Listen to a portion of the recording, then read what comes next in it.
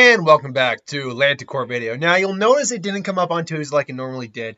Honestly, with everything going on in the media right now and in the country right now, my goal was really just to put it out there like normal and just give it, and just be a little beacon of positivity with all the negativity going around. But as the day went on, when I got home, and I got home a little late, I would just quickly became not in the mood to do a video. And honestly, I'm like, you know what? It's Blackout Tuesday. I had honestly my done is like I forgot that completely. So I'm like, you know what? For a little show of respect, I won't post anything. But look, my channel's not political or anything like that. I don't talk politics. But I feel that little outlets like myself that just make videos for fun to entertain people are one of those little beacons of light in the inky black dark that we got going on right now. So. Maybe not the best terminology given what's going on. You know what I mean. The little bit of good with all the bad that's going on. So that's basically what the intent was. But I just, as the day went on and I finally got home, I just wasn't in the mood. So I decided, because I got the day off, to bump it to today. So yeah, like I said, I won't be talking about anything political on the channel. I never do. Just keep doing my thing, being that little beacon of positivity. With that said, Shang Sun asks, what Lanticore do I think Michael Corleone belongs into? And just, this is a testament to how good these films really were, or are, frankly, in the Godfather series. The character of Michael Corleone could theoretically belong into just about any Lantern Corp. But that said, we're here to talk about the ones I think he most likely belongs into. And we have to look at, obviously, the facets of his personality. What are what is the most predominant emotions that he seems to display or carry with him or possibly has? So right off the bat, we just got to talk about the elephant in the room here. If we're really being honest, he's a Black Lantern because he's dead by the end of the 3 movies. But that's no fun, so let's keep going. Now, when going past the obvious, there were 3 big ones that stuck out to me. Right off the bat, Green Lantern. Green Lantern is you have to have great willpower, but also be able to overcome great fear. He became the Don, pretty much. He became the head of the Mafia after, his father retired and then passed on. After, going through all these trials and tribulations. Excuse me, my reflex has been nightmarish lately. After going through all these turmoils and trials to get to where he was, and then maintain it for as long as he did, yeah, that takes an extreme amount of willpower, and he's a man who had to overcome, the great fears in his life. He had to basically become a made man, all of that. So Green, I think, is a very reasonable candidate. But when you talk about the Mafia and the Don of the Mafia, the head of the Mafia, you've got to talk about Yellow. Being the head of the Mafia, he was a man to be feared. His reputation, spread. When you are the head of the mob, of whatever mob it is, fear would almost always be a immediate candidate. Unless you're talking about movies like, say, Cop and a Half, where the mobster in that was, quite frankly, a joke. I'm the kind of guy, they call me the wanderer. They call me the wanderer. I got around. Like, what the hell, man? Don't get me wrong, it's entertaining, but what? That's not a very good movie, but he's entertaining. Then this is one that I think a lot of people might say initially, oh yeah, then like, oh no, it's just this, but then have to think back on it. Red Lantern Corp of Rage. Now, obviously you have to have great rage in your heart.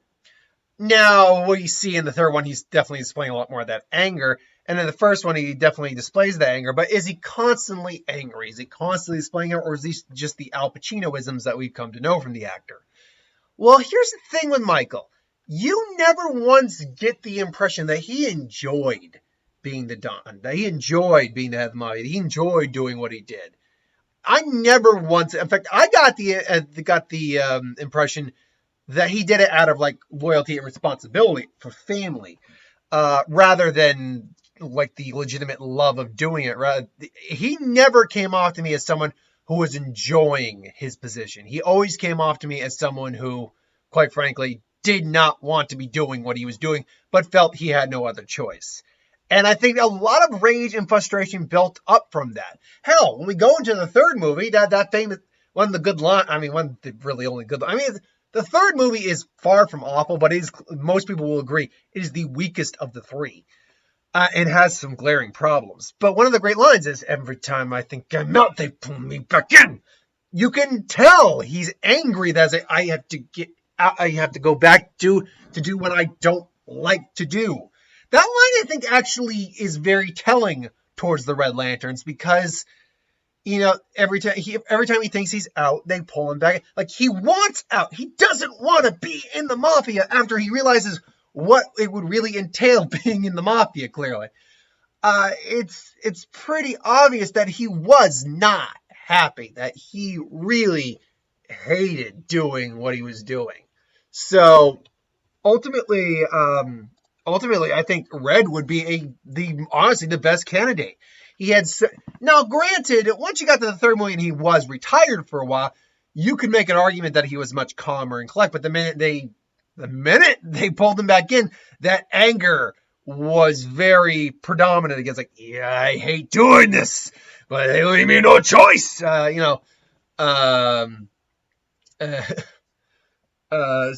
yeah, I think Rage is honestly the best candidate of the three.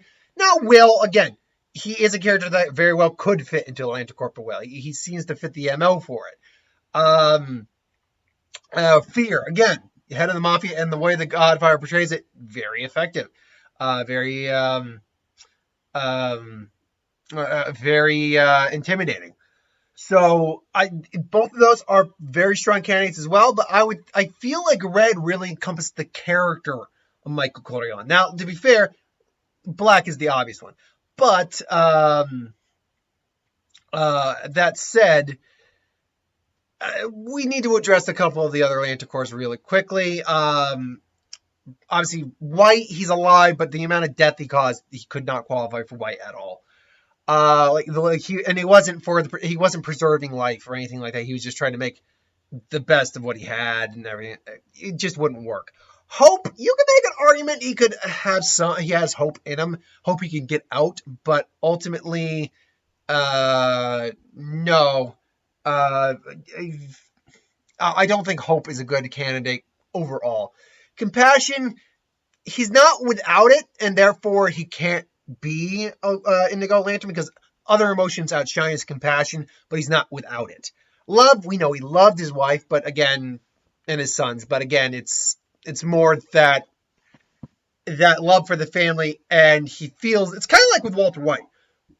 Walter White loves his family, but honestly, it's outshone by a lot of his other traits.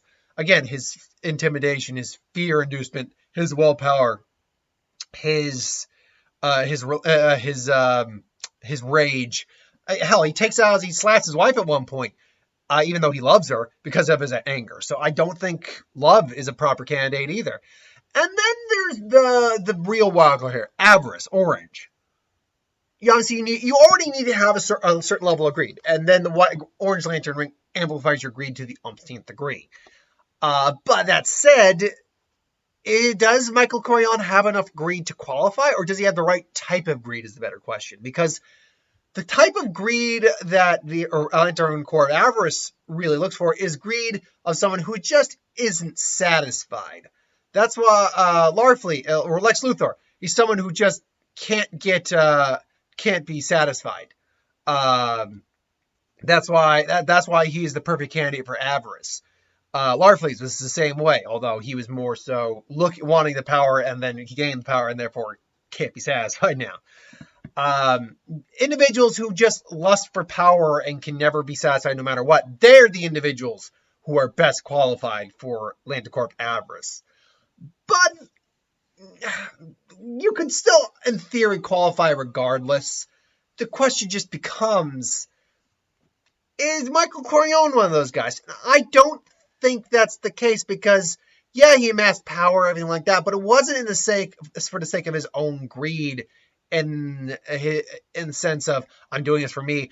No, he's doing it for the family, for the crime group, for the Mafia itself. He's doing this for a overall purpose, not his own endless search for money and power and wealth, and an unwavering satisfaction. Yeah, no, it's one of those things where I think, nah, I don't think you can qualify for greed. So ultimately, my money for Michael Corleone is the Red Lanticore of Rage. But ultimately, what do you think? Put in the comments below and let me know. Until then, thank you for watching. Hope you enjoyed. Like, comment, share, and subscribe. As always, if you want us to review something, put in the comments below. Let us know. We'll do a review of it at some point. So thanks for watching. I got What If to do, and then I'll be done for the day. See you next time.